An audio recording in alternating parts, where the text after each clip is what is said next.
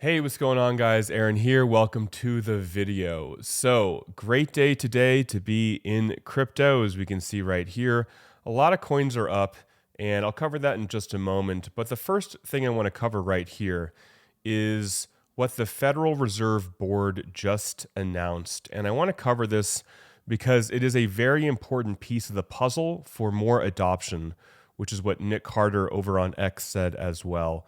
So, the Federal Reserve Board announced the withdrawal of guidance for banks related to their crypto asset and dollar token activities.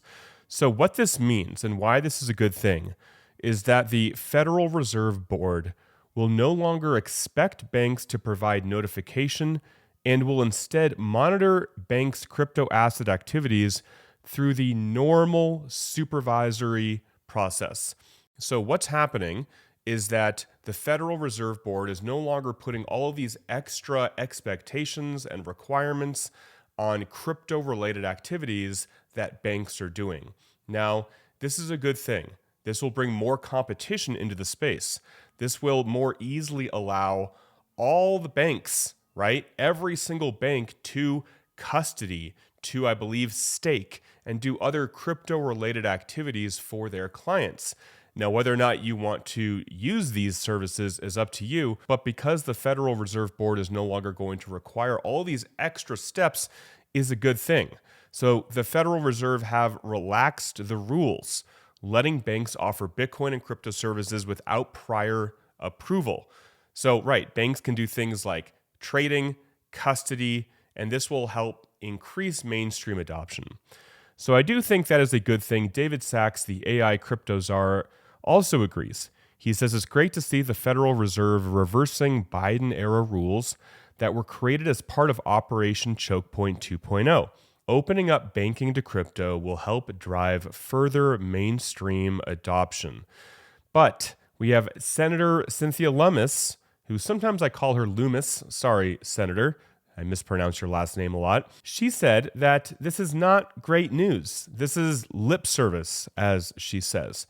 The Federal Reserve's actions yesterday withdrawing crypto guidance are just lip service because the Fed continues to illegally flout the law on what she calls master accounts, okay?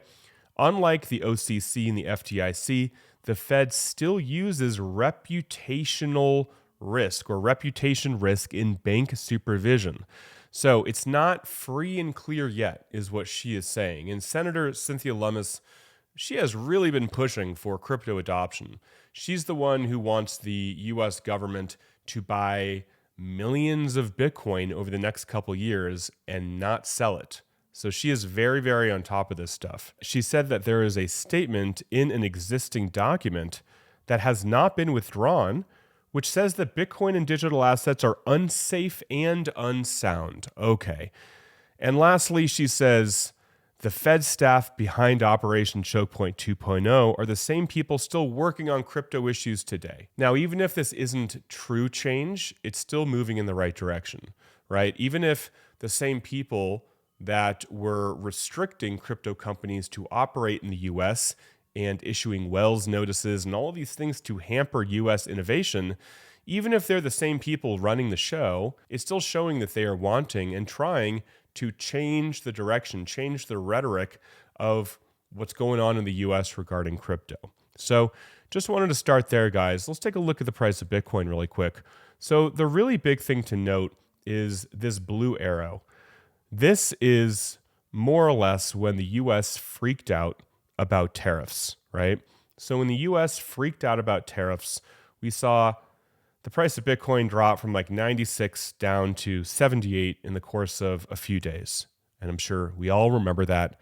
Everyone watching that was here. We are now at that range again. So it's really interesting to see, will the price of Bitcoin get over this more or less emotional time that it had not too long ago, right? Not too long ago, end of February. And will it continue to push on to higher highs?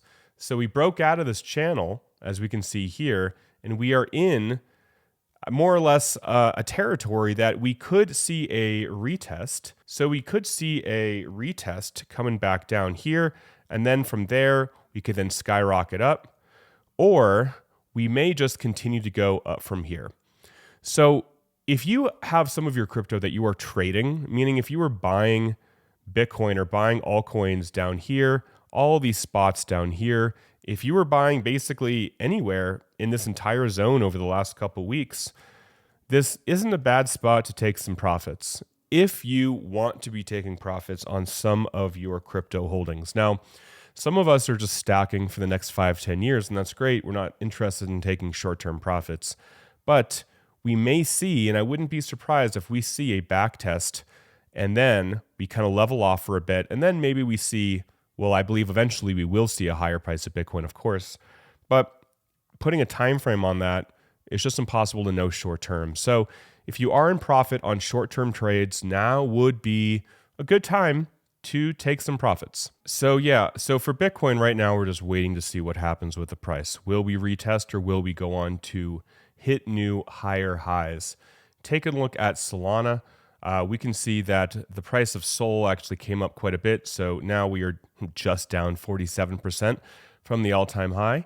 And it's just a matter of time, guys, before policy changes, before the market changes to be more bullish for risk assets. XRP, where are we? We're at around $2.18, just kind of hovering in this range for a while.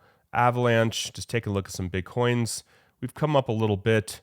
We're still in this buy zone that I like to call it, this good buy zone for Avalanche. Chainlink, we've come up from this buy zone that I like to accumulate. We're in profit territory now if you were buying when I was sharing that I was buying. And Ondo has been doing very, very well lately as well. So Ondo is now down, still down a lot from the all-time high, but it's come up quite a bit, down 52%, but at its low, it was down 68%.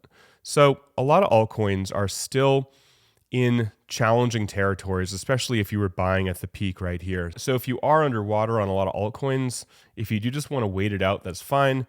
If we see other massive dips, if you want to buy more to lower your average cost, that's another way to do it as well. And also, if you are a professional trader, BTCC is still offering their 10% bonus on first-time deposits. You can use my link below to pick that up. That is where I am right now. This is all on BTCC. So taking a look at the last week, I mean, things have been going pretty well. Trump up 72%. Bitcoin SV, which is interesting, up 61%. A lot of coins are up a lot. Sui up 67%, Fartcoin 42%. It's been a good week for the crypto world. Do I think it's time to completely ape into every single meme coin? No, I really don't. I think that we are still going to see a lot of volatility. I don't think we're out of the woods yet. The market is still kind of rocky, right? The market is still kind of rocky. Gold has been going down over the last few days, which does more or less show that the market isn't as freaked out as it once was. And the VIX has come down a ton, the volatility index. These are all signs that the market is cooling off.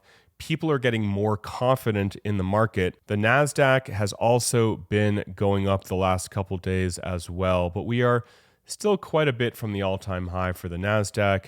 Take a look right here, still down around 12%. So we still got a little ways to go, guys. Taking a look at altcoins just to finish off this video. We have come up quite a bit over the last 1, 2, 3, 4, 5, 6, 7, 8, 9 days or so, right? So more or less, the altcoins have been doing better, as we've been noticing. This is the total 3 minus stablecoins divided by Bitcoin, more or less just like what's going on with the altcoin market.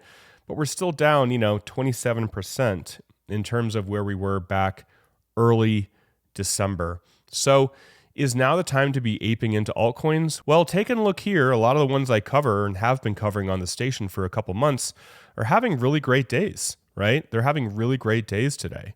A lot of smaller altcoins are doing incredibly well. And that is the benefit of if you have conviction in a community to buy, if you know that there's going to be great announcements coming out. And I'll be talking about more altcoins later on, including when I get my hands on this Axon DAO Cure Ring, which I should in the next week or so. I'll definitely show you what's going on with that as well. They had a nice bounce off the low as well, which is pretty cool. So guys, that is it for the video. Hope you guys are doing well. And if you don't have a hardware wallet, you can grab one of these. This is going to be the Ledger Flex right in front of me with the touchscreen. Or if you want to go old school, you can just take the Ledger Nano X. It's been around for like 12 years or something like that. So hope you're well. Till next time, talk with you soon, and bye for now.